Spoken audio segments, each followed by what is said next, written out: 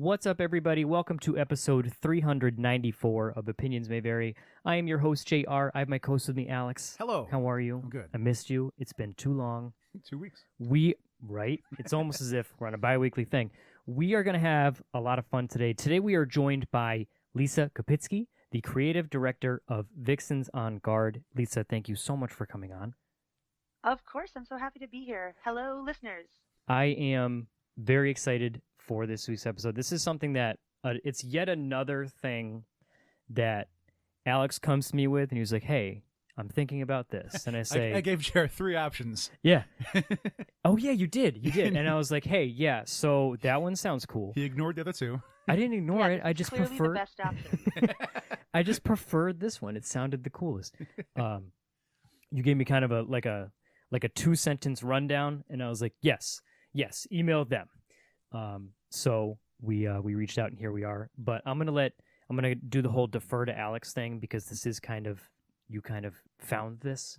I do some Ren fairs. I don't do a lot, and I happen to just do one that I haven't done before, which is actually nearby. It's at least its 4th season that I'm aware of that all my friends have gone to, and I haven't. So I went this year, and we saw one of the shows. It was at Mutton and Mead. Thank you. In Montague, Mass, and we wanted to check out what was going on, because some shows were getting canceled because it was real rainy and slippery. It's like they had a Wheel of Death. Typically, Ren fairs are outside, but they couldn't really run Wheel of Death that day because he would have died. A Wheel of Death meaning like it's a giant contraption. It's literally like a hamster wheel, but it's on like a 360-degree fulcrum, and he runs on it and in it and on top of it. Yep. The second you said fulcrum, I was like, oh, right. That's the first time the word fulcrum has ever made me understand something. Normally I see him at the circus. Right. Yeah. Yep. Yeah. And so there was a lot of things to do. It was a lot of fun. And I said, we got to see some shows. We got to see some performances. And I said, what's Vixens En Garde? Let's go watch that. And it was fantastic. We stayed for the whole thing in the rain. It was great. And then we came home, and it took me a while, and I was like, I want to check up on them. And I go to look, and I'm like, holy shit, there's 11? How many were at the... 3. 3, okay. And because I figure in my dumb brain, I'm like, oh, so it's just the 3 that go around and do shows. It's like, no, there's a full cast. There's a rotation. Yes. So let's, Lisa, do you want to give us kind of a, the spiel? I don't know if one exists. What can you give us a rundown of what Vixens En Garde is for the people listening who may not be familiar? Sure. Vixens En Garde is an all-female stage combat Shakespeare comedy troupe. Our primary audience is at Ren fairs. We were developed specifically as what's known as a trunk show, or these days we're more called independent acts.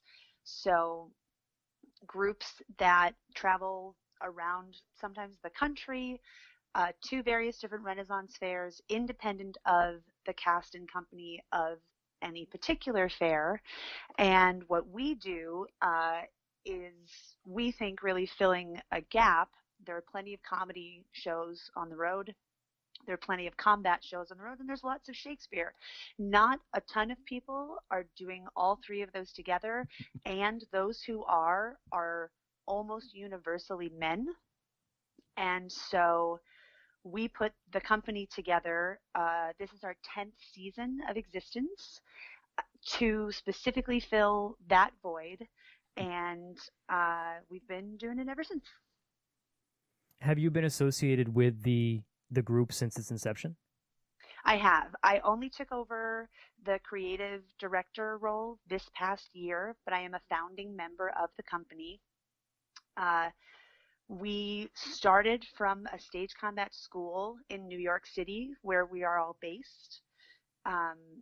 Alexandra Hastings and her husband David were running an independent stage combat school with a large number of very talented female actors and fighters.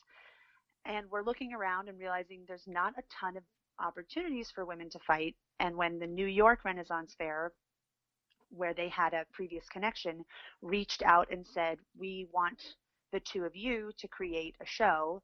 They said, well, we won't do it together because there are plenty, again, of male-female acts on the road. What we want is to put together a team of women who can go out there and kick butt and do all of the things that you might expect a man to do, certainly within the framework of the Renaissance and what you normally see at one of those fairs.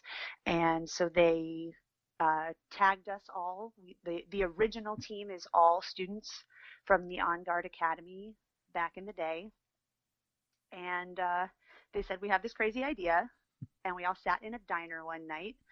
And Alexandra told us about the company that she wanted to create and what it was going to look like. And it sounds like the coolest thing ever.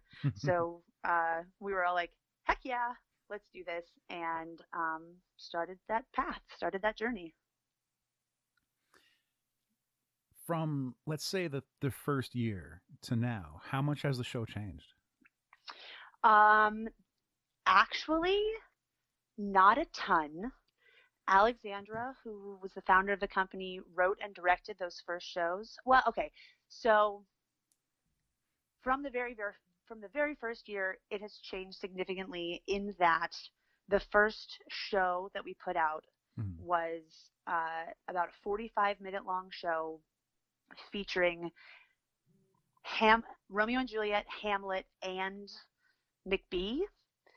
And after that first season, we took a step back and said, actually, I think this will work better in smaller chunks and individual shows.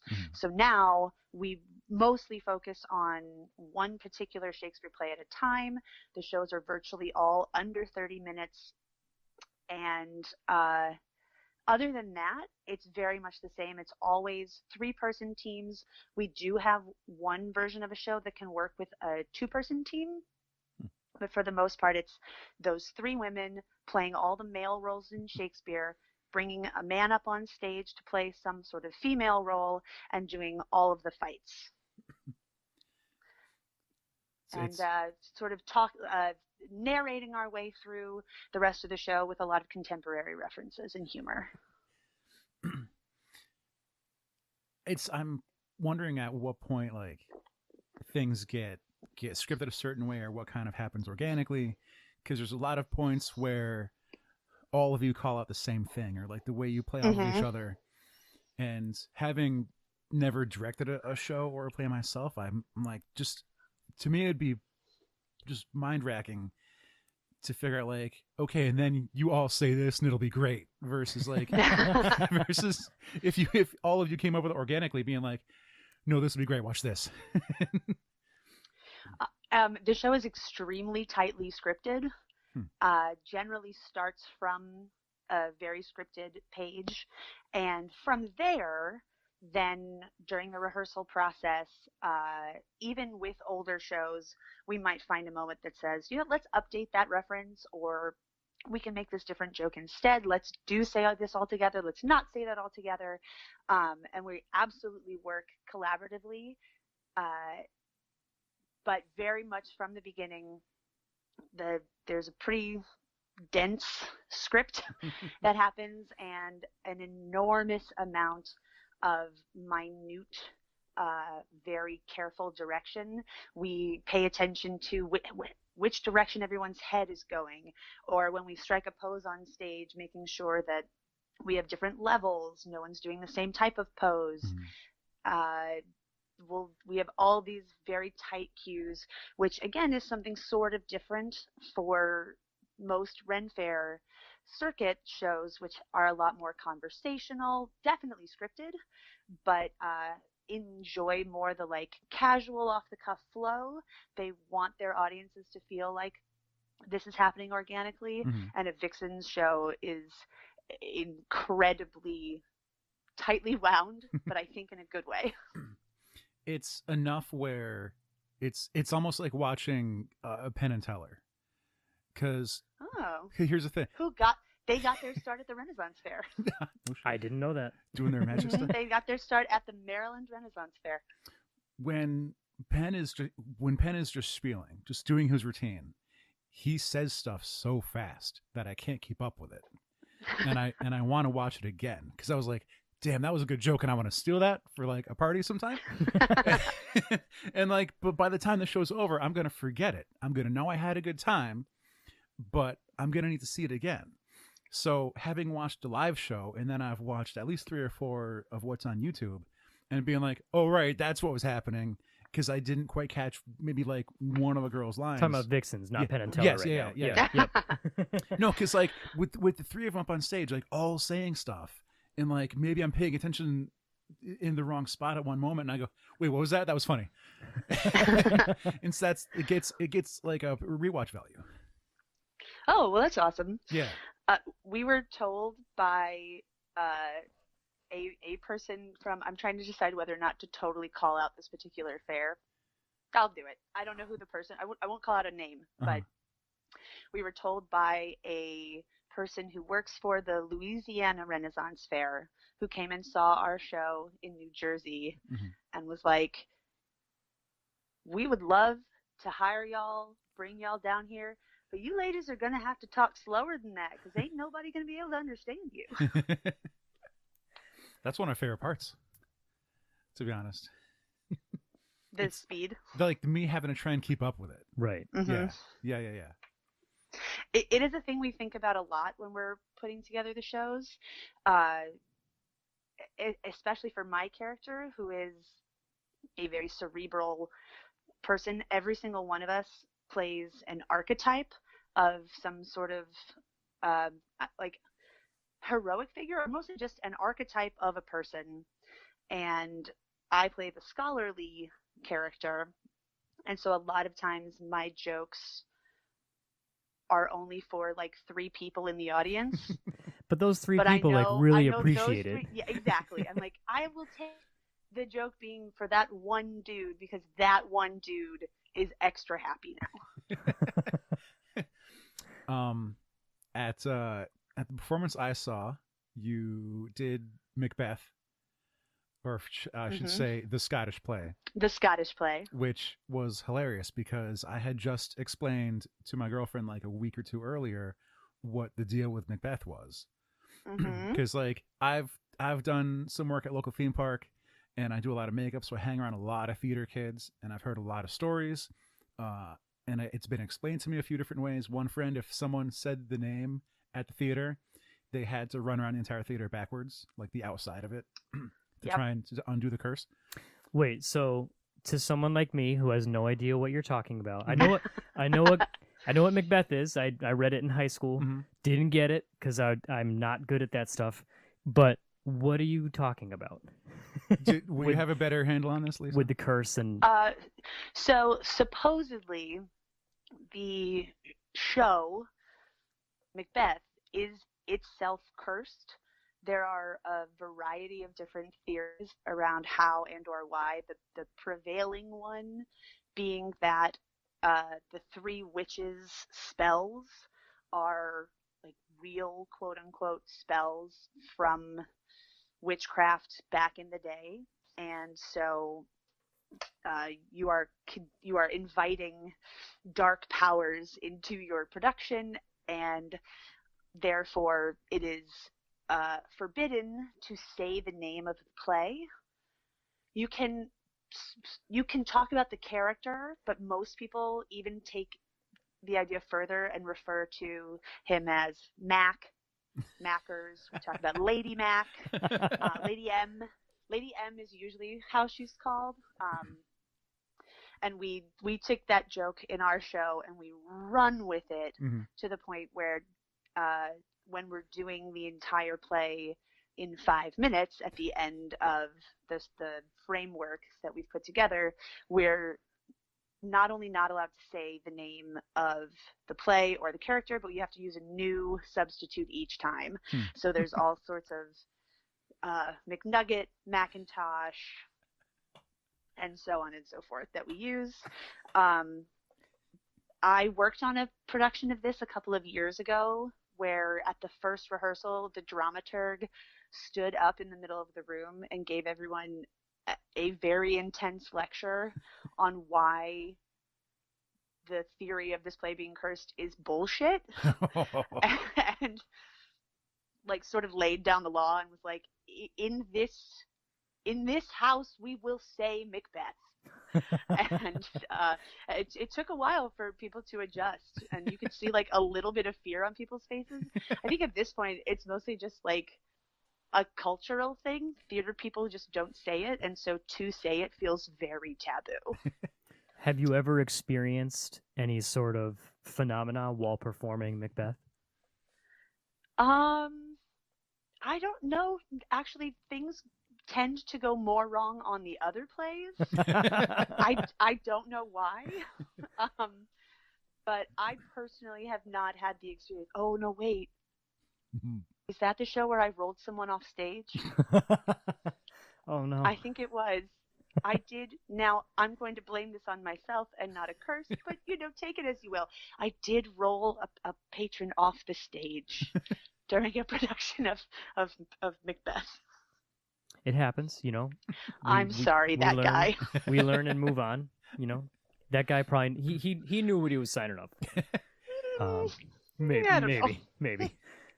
It was a short stage. He's fine. It wasn't that big a drop.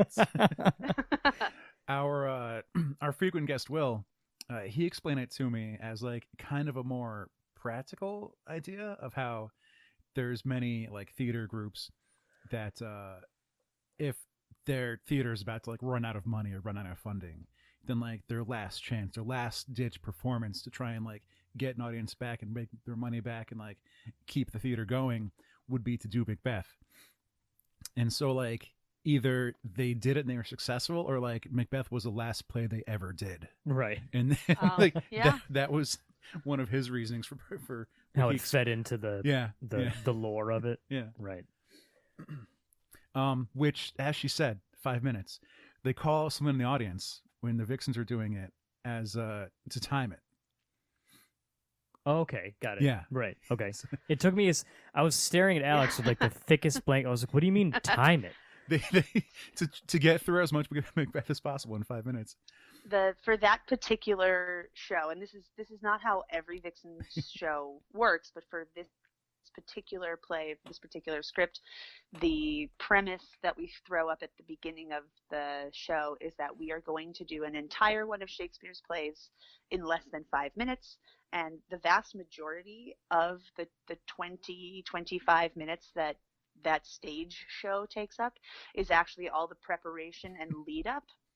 It's gathering props, it's getting weapons, it's finding a person in the audience who's willing to record the time for us, which is the most difficult thing we've ever had to do on stage. I don't know why. I don't know if people think that I'm trying to steal their phone or that I'm gonna make them get involved in some way. All we do is we ask, we need someone to be our timekeeper, someone with a stopwatch. And it's just crickets every single time. We have one member of our company who plays Hera, who is our starlet, who loves to sort of take over the stage before the show begins and entertain everyone. And she has made a point to like very subtly call out people who are already on their phones at that point, being like, you have an iPhone, I see. It's got that stopwatch on that. Hang on to that. I'm going to need you in a minute. And it is the only way that I've ever seen any Vixen, and we've been doing this show for 10 years, have any sort of success in immediately getting a timekeeper. The show generally comes to a grinding halt. And we can't figure out why. So, listeners, next time you come to a Vixen show and we're doing Mackers, and we ask for a timekeeper, please help me out. And it's interesting watching other audience members who've already seen a performance, because they get very intent on calling out their friend to be one of the volunteers to go up on stage. Yep. Oh, for sure, yeah. My favorite though is the people who are like, take my wife, take my girlfriend, get her up on stage, because all they know is we're going out to get a volunteer, and they don't know our exact shtick in that moment. And so I love going up to the guy who's like, yeah, take her, it'll be hilarious, and picking him instead, being like, yeah, turnabout, man. The old This is razzle what you get. dazzle. Yeah. No, you get a pretty princess hat. Mm-hmm. Yep. I think the guy just had to laugh in the one I saw, but like a real like, ha ha. Right. Mm-hmm. Of course. We always give our male volunteers a very simple something to do. We demonstrate it for them first. We do it with them, and then we have like a stomp, clap, cue Mhm. to tell them this is when we need you to do this. Sometimes there are cue cards. Like we'll literally hand someone an index card and be like, say this. But mostly it's something like an evil laugh, or we have, when we doing Titus Andronicus, we'll pull up someone to play Lavinia, and after her tongue has been cut out, we'll just have him sort of vocalize awkwardly. That's pretty simple things like that, that are fun to do and also funny to watch. So you had said the original groups spawned off from the combat academy with the sword fighting. Yes. Was everyone going mostly for stunt work or sword fighting work, or were they actors who like wanted an addition, or was it sword fighting people who also wanted to act? And since then, since you've added people, like what has most of their background become for them to get involved? Mm-hmm. It's very much a combination of all of those things. We have a mix of professional actors in our company who are currently or have been on Broadway. We have fight directors, stunt coordinators. We have people whose primary love is the combat itself and who are also excellent actors but aren't pursuing it as a career outside of this. And that has largely been true of the new group as well. We call them the next gen Vixens internally. We have the OG Vixens and the next gen Vixens. And those new hires who are no longer new, they've done 3 or maybe even 4 seasons now. All pretty much came to us through recommendations or had been students of David, one of our founders, who went through an audition process, and mostly actors who are excellent sword fighters as well. It legit took me at least 3 viewings, like 3 different shows that I wanted to make sure I got it right on YouTube and everything, to get comfortable watching the show by like the 3rd viewing or the 3rd show that I watched, because like the first 2 I'm like nervous. I'm like, holy shit, they're gonna hurt each other. They're sword fighting, and at no point like no one looks nervous. Everyone is like really fine tuned. And it's like it took that long for it to get fun for me. I would hope that it's always fun, but I'm glad to know that the combat looks very intense and realistic. It looks both intense and realistic, and also so like fluid. Like I was watching one of the I haven't had the opportunity to catch it live myself because I am not as fun, but watching it on YouTube, like I mean, in the video I was watching was from 2010 from the New York Renaissance. That's our very first season. Exactly. Like, and it already looked very polished in terms of like the fights, because like it just seemed so effortless. Like, oh yeah, the person I'm fighting is just casually swinging a sword over my head, and I will just casually duck it. Like it seems so like effortless, and it like the fact that it was only the first year, I think also speaks volumes. And I'm kind of jealous that Alex got to see like the I don't know the word I'm looking for, like the perfected product or something like that. Not to say it wasn't perfected in 2010, but it was a while ago. To be fair, the version that Alex saw had us fighting in slow motion because of the rain. But it was so helpful, especially in that first year, that that first team of Calypso, Hera, and Pandora had all been fighting together in this school for 2-ish years at that point, and everyone who had even come into the school, the team that was eventually chosen, was already coming in with some training originally from either their own professional lives or their universities. Alexandra was a professional fight director, and we had all had, even those of us who weren't in that original performance group, we had all been working together for years already and were professionals in the industry. So it was a really great confluence of events that brought the team together, a very smart choosing of people on David and Alexandra's part, and also a ton of rehearsal. Just so much rehearsal. How much? Both and I went to go. Alex and I went to go ask the question at the exact same time. How much, in terms of like rehearsal? There's actually a question I had written down here. We were in the same place. Yeah. Yep. In terms of like, I don't know if it's the exact same thing Alex was thinking, but like a choreographed sword fight or something of that nature. How long does it take to come up with the moves and also nail it down to the point where, you know, there's comfort in performing that in front of an audience? It's hours and hours. Generally speaking, certainly the way that we were working in the beginning years of the company, and to a degree continuing on now, David Hastings, his role primarily was as the fight director for the company.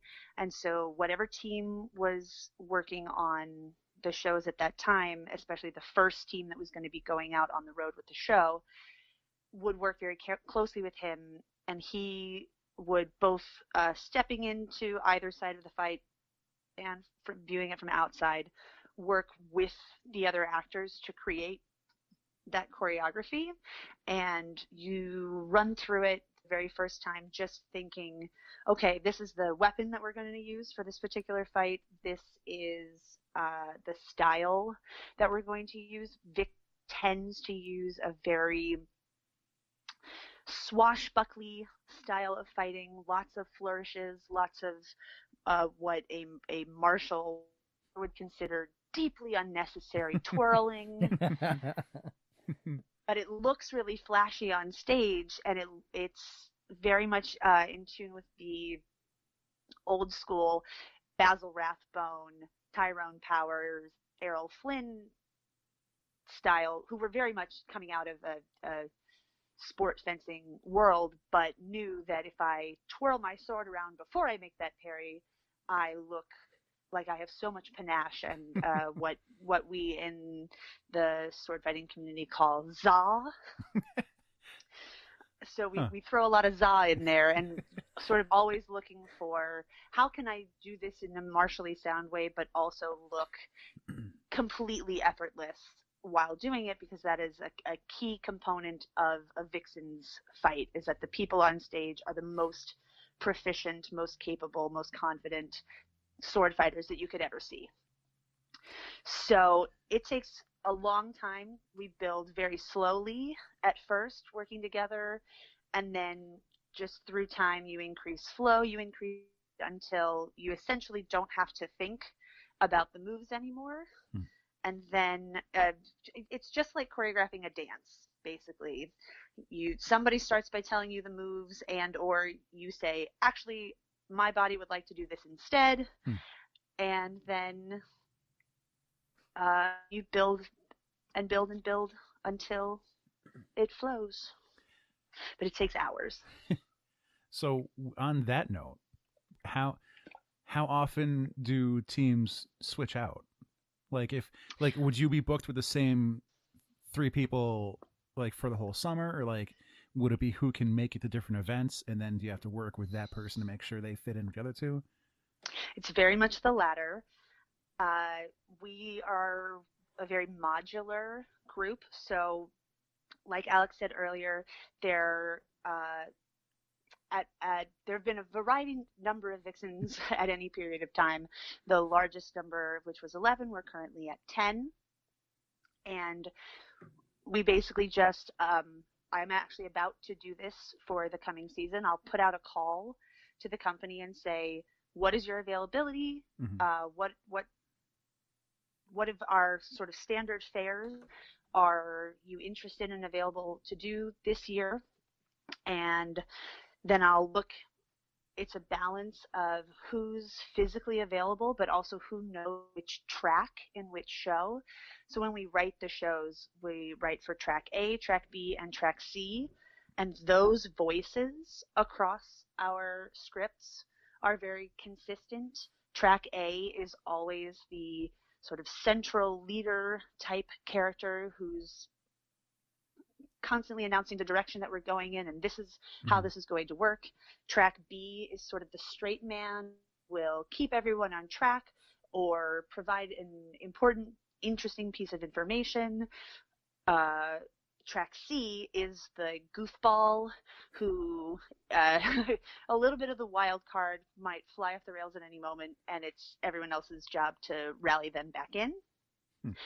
And for the most part, we all started on a particular track where my character and my archetype fit best on track A or track B originally, but I'm actually doing a lot of track C work now, partly as my character has evolved throughout the years, but also sometimes because that's the role that needs to get filled and I'm available. So for that show, I do a little bit of switching up of how Athena behaves on stage, and I fill that goofball role in the show. And then next year I might be, or on the next show, I might be back in track B. So we've all, we work together as a very modular group, and it's sort of a jigsaw puzzle Jenga tower of who's available and who knows what. This explanation is terrifying to anyone who like wants to create and wants to make and realize something like, I've never thought of that. It's like, it might be a basic concept. It's like, I'm some doofus that watches wrestling. Right. It's like, you got the heel and the face. That's it. Yeah. We're done here. Versus, and then like when we had Josh Williams, and he was talking about doing the Marvel Live stunt show, and he's like, well, I learned one of the Alien tracks, and I learned, I didn't make it to Black Panther right away. I had to learn some Iron Man track. Right.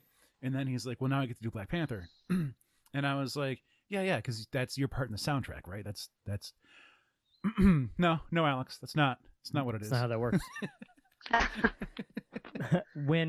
One thing I wanted to, because, I think it kind of lends to the flexibility of the group, and the needs, and we had briefly touched on, and we talked about this a little bit in the pre-show, was the show that Alex got to see. It was, from what I understand, raining very much all day, to the point where, and I'm going to let you kind of tell the story again, Lisa, but the show must go on, correct? Yes, especially in Vixen world, we take the fair day very seriously. We are always there at the opening gate, even if we don't perform for several hours. We're there to greet the first people who come in and make sure they know about the show, but also just welcome them into the day. And then we perform our shows, and we stick around until the very end of the fair as well to say goodbye to all of those people as they are leaving. So for us, there really is no well, it's raining and we're a sword fighting show, so we just won't perform. We are very committed to doing at least something. And there have been a variety of different options throughout the years that we've tried. Sometimes we have said, we'll just each stand here and do a monologue because it's freezing and raining and none of you want to be here. So we'll do something quick for you and send you on your way. Or we've done versions where we pick up the show and move it somewhere else. And that is actually what we were trying to do on this extremely rainy day in Mutton and Mead. Was we looked at our stage. We have big steel broadswords that we're using in in Macbeth, which during a rainstorm is not the safest choice to make necessarily. Mm-hmm. And also fighting with full speed and intention on a slippery stage is also not the safest choice to make. So we were trying to coordinate with David, who runs the Mutton and Mead Festival, about picking up our show and moving it under a tent or under a pavilion and carrying on that way. And it would still be an adjustment on our part, but we said we want our audience to be not sitting out in the rain. We want our audience to get as much out of the show as they can. And we just were unable to connect with him in the few minutes immediately before our show to confirm that there was a space that was A, large enough, and B, available. Mm-hmm. And so we, the three of us, sort of huddled around the stage. We were like, we'll make a judgment call. We're going to perform. It is pouring rain, but we're going to do this. But what we will do is we're going to do the entire show as normal. And then when we get to a fight, we are going to make a bit of it, and we will incorporate the fact and acknowledge that it is raining cats and dogs right now.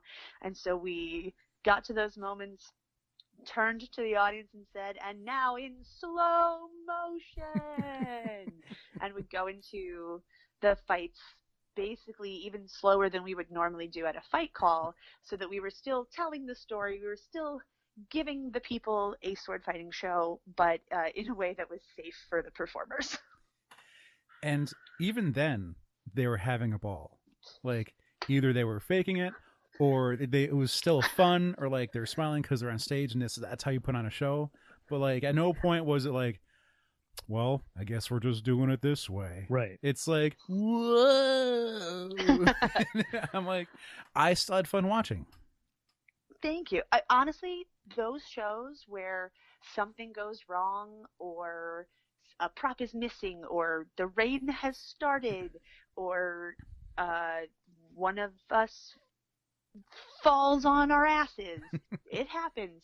Those are often the most fun shows to do, because then you really do, as much as the shows are tightly scripted and they're pretty much exactly the same every time, those are the moments where we actually get to play, and we're listening to each other, and you got to be supporting each other in the moment. And I will say every single one of the Vixens is an incredible stage partner and ready to throw in a quick improv line to ping off of something that just happened on stage, or ready to pick up the line that got dropped because I'm dealing with the fact that my sword belt is falling apart. And those moments are the most fun on stage, because then you're just out there with friends who know what they're doing and who you have full trust in, and those are best. We kind of lost you at the end there, Lisa. What was the tail end of that part? Oh, I just said that those are a blast. Those are the most fun shows, when things kind of fall apart for one reason or another. Got it. Okay, cool. It normally looks like you're mic'd. Would you have been mic'd if it wasn't raining at the show? Yes. And you know what? It depends on the fair. Mm-hmm.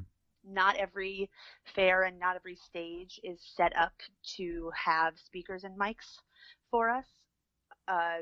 That is a relatively recent addition to our shows. Back in the day, we were very much relying on our good actor training to project. And vocal support, doing projection. Yep. And you're competing with the strong arm hammer hit the thing and make the bell ring, and the rose seller across the way, a marauding band of Vikings that happen to go past, barbarians that you're like, oh, hey guys, how's it? I will say the kindest and gentlest and most aware people in the fair are the marauding band of barbarians. That's nice. Who would go on, they would call it the Maraud, and they would raid through the fair. This was at New York, and there's shouting and yelling and cheering, and they're all wearing leather and fur, and they have face paint and feathers in their hair, and they are absolutely terrifying to look at. and they would be walking along, and then they would hit a cone out from our stage, and they would just get silent as they walked past because they knew we were performing and they didn't want to interrupt. And then they would get past wherever arbitrarily designated the cone of silence to end, and then they would start marauding and shouting again. It was the sweetest thing. It was just full support. Thanks, barbarians. That's nice. Yeah. I know occasionally, I don't know if it still happens, but I know sometimes that in Connecticut, when the Connecticut Ren Fair was done in Hebron, there'd be a specific day out of each season where they would get invaded by zombies. Mm-hmm. And there would be a zombie invasion at the Ren Fair. Of course, yeah. We got to participate in that one year. It is so cool. And the way that they do it is amazing. I don't know how they've designated at what time, but about halfway through their day, they just start slowly and quietly pulling cast members to go get into zombie makeup. And so you'll, as a patron, be like walking around and be like, oh, interesting. This person has decided to cosplay a zombie. Fun. And then like an hour later, you see 3 zombies. And then there's 15 zombies. And it's an amazing, immersive, like zombie horde experience as slowly throughout the day, the entire cast gets zombified, and it ends with an extended hour, at least an hour, maybe 2, where they keep the fair open late, and they have like a haunted fire joust and what? Like neon glowing dancers, and it's so cool. Huh. I believe the Connecticut Fair, wherever they are at now, they've relocated a couple of times. Mm-hmm. I believe that is still happening as part of their end of October, end of season celebration. But I completely agree with you, Alex. That is one of the coolest things that I have seen at a Ren Fair. It's like people that, I'm going to go off on Ren Fairs for a second. People that aren't familiar with them think that like either they can't go unless they're in proper garb, or they just go as a civilian. And like then I started seeing fairies showing up. It's like, well, why can't fairies be at a Ren Fair? And it's like, I'm gonna put my pirate gear. It's like, well, hey, I get that pirates and Rennies like aren't in the same time period, but like they're showing up and having fun and spending money. Just let it happen. And the fact that like you were having Star Trek cosplayers show up now and like in Doctor Who. I was just gonna say one of my favorites is when folks come as like a Star Trek away team, and you've got an officer, a science officer, and I don't know who, the red shirt, a dead red shirt, yeah, with you, and they're totally buying into the idea that they're like visiting a primitive planet. It's delightful. There's tons of gamer cosplays happening now. You see a lot of Assassin's Creed assassins running around. Critical Role, I've started seeing a ton of players showing up from them. That's always a delight. And the even better is like cosplay that I can't recognize. I'm like, you know what? Great. Be up here, represent your fandom. The thing about the Ren Fair is that it's just a home for nerds. It is a home for the people who are looking for, whether it's for a day, a full summer, for 10 years, or longer, to say, I choose to escape into this. And I think that's so great. I had that thought while watching one of your past shows. I believe it was the 2017 performance. And in the middle of Romeo and Juliet, they reference, you'll go to Tahiti. It's a magical place. And I go, not everyone's going to get that. And I'm like, who am I kidding? They're full of nerds. A Ren Fair is just going to be packed with nerds. They're going to get it. That's where Phil Coulson went. He went to Tahiti. It's magical. Oh, yep. And that's actually an example of how, in a minor way, that script has evolved over the years. Romeo and Juliet was one of those first shows in 2010 that was part of the like trio set of that show, and that line did not exist as Agents of S.H.I.E.L.D. was not out. But when we remounted that show, that arc of Agents of S.H.I.E.L.D. had just happened, and we got to the Tahiti part, and it may have been me. I don't remember who threw that line in and was like, you know what, we should make this reference. And again, not everyone in the audience will get it. Those who do will love it. I was a fan. I'm the one guy that has the Hot Toys Agent Coulson figure. Yeah, the real expensive action figure. I have kind of a two-parter here, in that, because you had mentioned that you just recently took over as creative director last year, was it? This year's the first official year. Okay, yeah. So even more recent than I thought. So what kind of new responsibilities does that come with, and also do you have to like take a back seat at all from the performance aspect, or are you still able to still, perform like as much as you want? I definitely am still performing as much as I want, which is great. The plan for this year actually was to take a little bit more of a backseat, but I ended up performing a ton, which I can't be mad at, because it's so much fun. It's why we do this, is getting out there on stage and reaching people and inspiring people. So even though the original plan was different than what happened, I'm thrilled with how much I got to perform this year.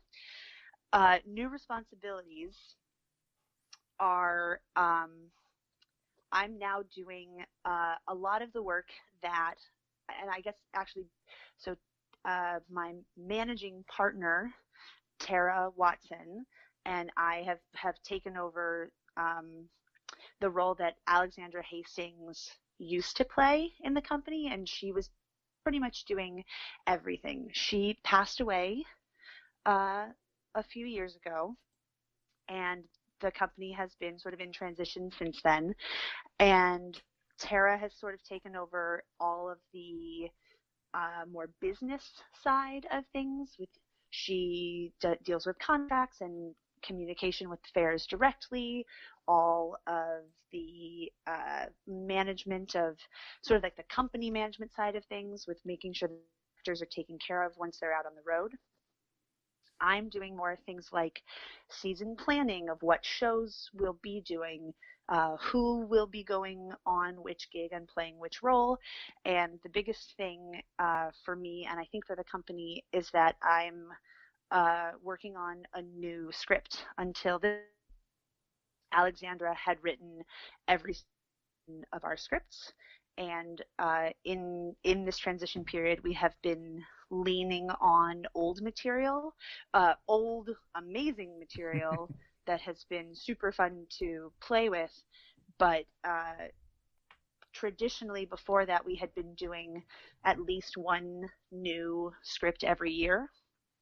And one thing that the new management team and the company as a whole are very much looking forward to is putting out new material and continuing Alexandra's work in that way, finding new ways to engage with Shakespeare, new stories to tell, and making sure that the company continues to grow and evolve.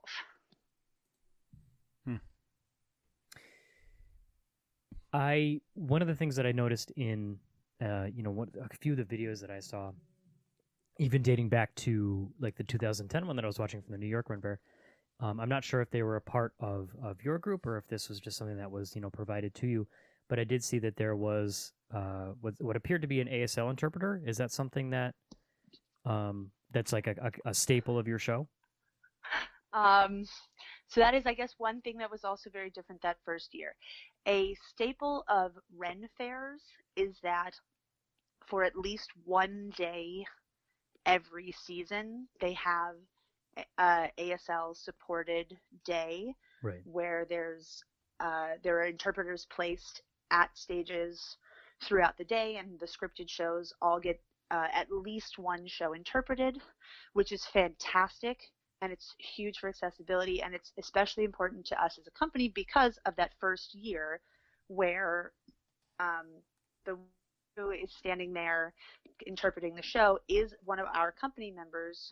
She will start performing officially as Persephone our green Vixen, a couple of years after that, she and I were both in the cast of the New York Fair that year, and she is a very talented ASL interpreter, and Alexandra decided that that was a thing that she wanted, and it was incorporated into the show, but it is not actually a traditional part of our company and our shows anymore.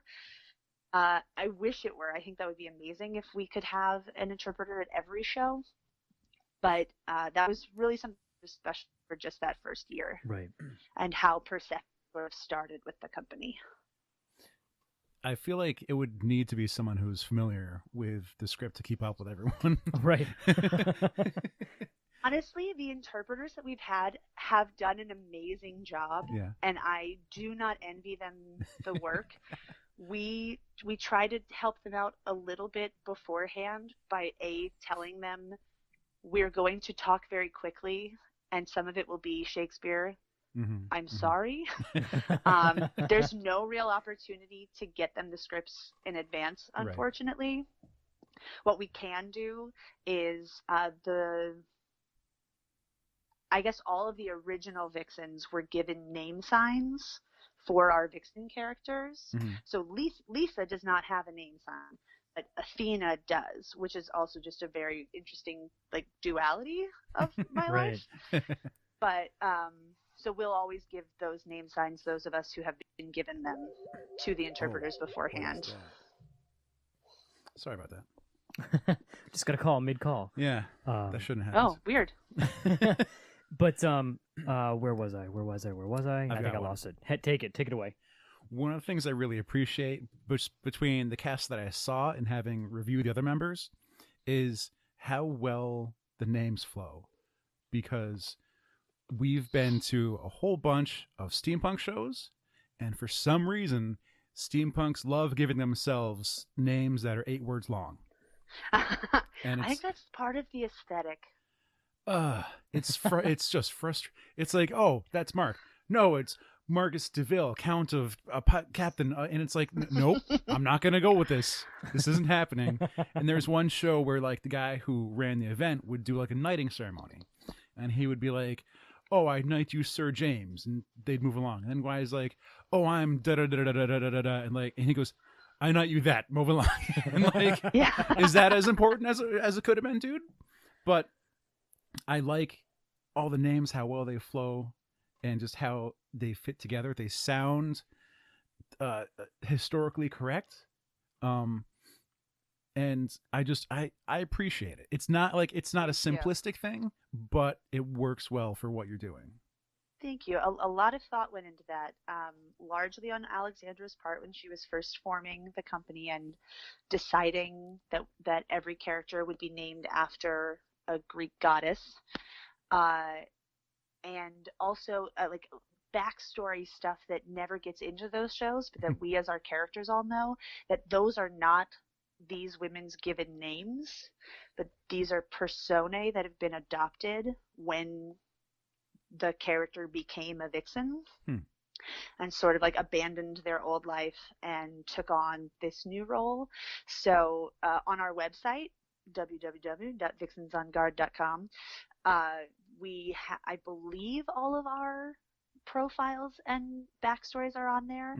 If not, we have a whole magazine that is also available for purchase. So we all wrote stories about who we were and how we came to be Vixens, and we put a ton of thought into those names and thinking. So we have a character who is the mermaid of our group, and everything that she does is related to the sea and very nautical themed, and she has adopted the name Thalassa, which is the Greek word for ocean. And it was the Greek goddess of the ocean. If you have seen Jaws and don't want to go swimming anymore, you have thalassophobia. And so it's really cool to see those connections. And those really came out of conversations with Alexandra. And then for the most part, she would have us choose the last names of our characters, which again, you will only get those names if you follow us on social media. So every single Vixen character has a Facebook page. Huh. We all have to maintain sort of, again, dual lives. So you've got your personal page. I as far as I know, Facebook is the only place where those profiles are. We don't have individual Vixen Instagrams or Twitters. The company has presence on those platforms, but Facebook is where the individual characters get to sort of live an additional life. That's also one of the things I appreciate.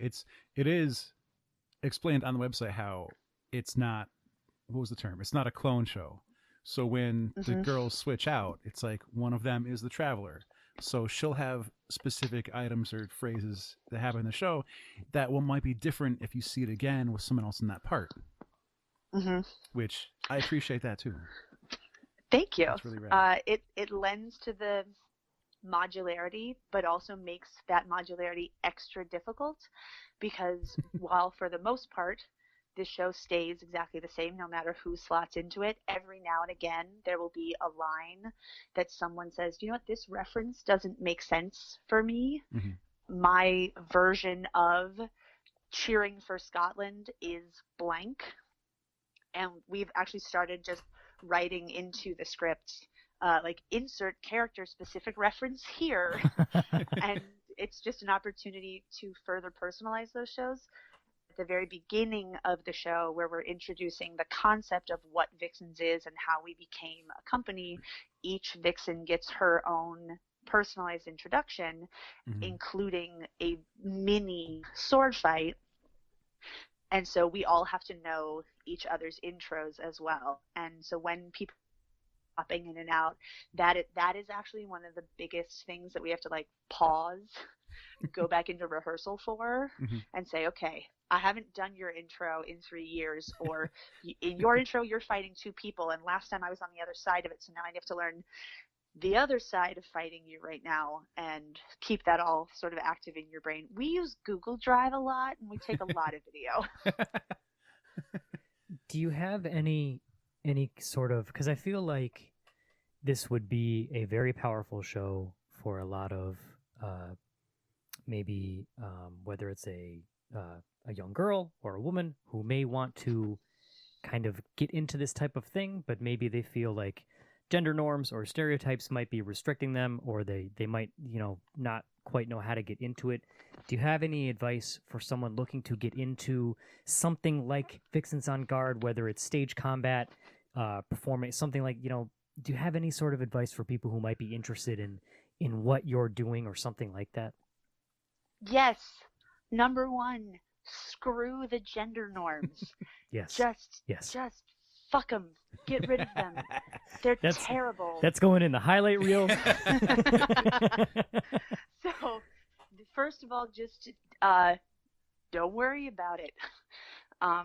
Which is obviously sometimes a very difficult thing to do, but that's sort of the whole point of our company and the shows that we do, is saying we've been told, and especially in the time period of the show, but unfortunately carrying through to today, there are so many groups of people, and we are really only able to speak out for women in this context, but there are so many groups of people that are told this is who you are and who you're allowed to be, and the group and the shows are standing up and saying that's just not true, and we're going to do whatever we want, and we're going to do it better than you. So the best thing to do if this is the work that you want to do is find a teacher in your area. There are stage combat teachers all over the place. It can be tricky to find if you're not in a major city. Unfortunately, it can be a little tricky to find, but reach out to a local university. They might have a teacher there who's willing to let you join the class as an auditor, or just enroll in a single class. I don't really know how that would work, but talk to the bursar. or maybe they'll be willing to do private lessons. The Society of American Fight Directors, if you go to safd.org, has regional workshops that happen all over the country. At this point, I think there's a workshop happening. Definitely, there's one happening at least every month at this point, and they're more than that. So they're not cheap, unfortunately, but they are a lot of bang for your buck. And they are usually 2 to 3 day workshops. There's, I think, really only one that's a 4-day workshop. That one is the Winter Wonderland in Chicago that happens in January. So it's coming up very soon. Go to those regional workshops and start picking up the sword, start trying it out. Acting classes, Shakespeare classes, and then the only way that this company started was because a woman stood up and said, I want this work to exist, so I'm going to make it. And I would love nothing more than to hear that all of a sudden the Vixens has a rival company out there because someone else saw the work that we were doing, saw a gap in their area, and said, I want this to happen here too, so let's do it. That would make me so happy. Well, then you could either have a team up or a battle. Or a battle. A duel to the death. This is what I'm going for. My ultimate goal in life is I want to go out in a blaze of glory. As we kind of we're running out of time here. I don't know why I struggled with that so much. I've done this almost 400 times. As we wind down on time, we typically like to give a couple minutes to kind of let our guests plug their stuff. You had mentioned the Facebook and the website. Is there anywhere else? I don't know if you had anything specific to you that people can check out. Sure. Where if people are looking at, and also schedule. I don't know if there's any upcoming shows for the Vixens. What's coming up for either you or the Vixens En Garde? I realized immediately after I emailed them was their Facebook post of being like, "That's the end of our season, you guys." Nice. We are currently in the off season, but this is just plenty of advance notice of where to find us in the future.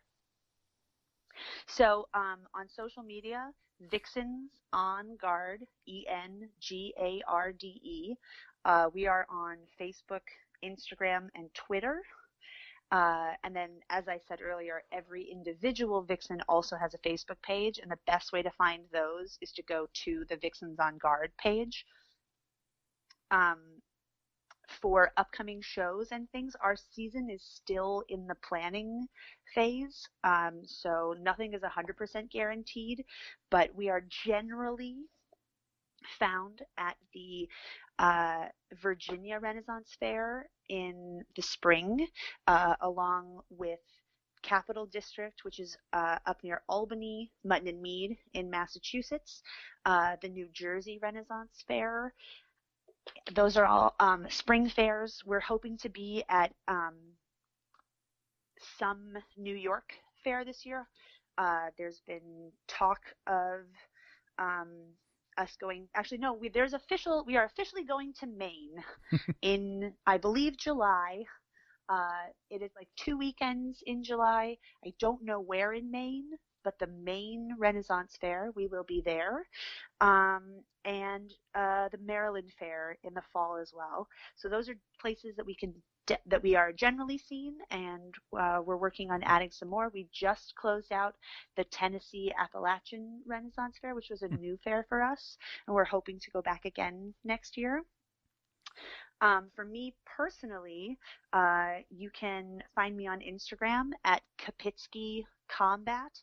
It's KOPITSKY Combat. Come and say hello. If any of I guess I'm also my Twitter is at just Kopitsky. The word just and then Kopitsky. That's what a lot of people call me. If any of our listeners are interested in seeing the show, should they encourage their local Ren Fair to contact you guys? Yes, please. Please do. Tara, who's our managing director, is currently actively working with fairs to schedule our season. but the way that works best for us is a fair knows who we are and reaches out to us. We can cold call, and that would we do, but yes, please ask your local fair to invite us there. If you want to vet us first, we've mentioned YouTube. We have a YouTube channel. Check us out and see what we do. We will hopefully have a new show coming up next year as well. Excellent. This was amazing, Lisa. Thank you so much for coming on. It seems like the show that you are all able to put on is both inspiring, funny, like all the good adjectives you could possibly think of. And now it looks like I'm gonna need to get my butt to a Ren fair. I've been to steampunk shows, which I feel like are they're like a cousin, maybe of a Ren fair. But Yeah. it sounds like I'm gonna need to get out to one soon because I feel like I'm missing out on a lot of neat things. But this was wonderful. Thank you so much for coming on. Thank you. And best of luck at for next year's season. Thank you so much. All right, and that is going to do it for this week. So until next time, I have been JR. I'm Alex. I'm still Lisa. She's there. She got it. Oh, Alex has a thing. I want to give a shout out to a mutual acquaintance, Sarah, who was on Woohoo! episode 108 with us, who I threw her a check and be like, hey, you know them, right? Are they cool? Because I think they're cool. She was like, they're awesome. Why even asking me? Yep. If Sarah gives the okay, there's like a 99% chance that it's good. It's good to go. She's got excellent taste. Yep. Can confirm. Anyways, I think I was wrapping up there. I think. Yeah. This has been episode 394 of Opinions May Vary.